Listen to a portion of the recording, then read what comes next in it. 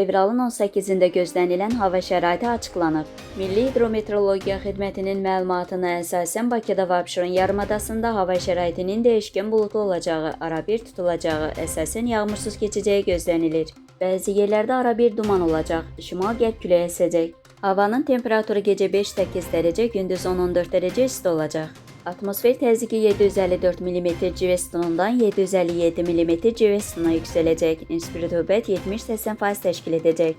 Azərbaycanın rayonlarında havanın əsasən yağmursuz keçəcəyi gözlənilir. Gecə və səhər bəzi dağlıq və dağətəyi rayonlarda arabir duman olacaq. Qərb küləyi bəzi yerlərdə arabir güclənəcək. Havanın temperaturu gecə 5-10 dərəcə, gündüz 19-24 dərəcə isti.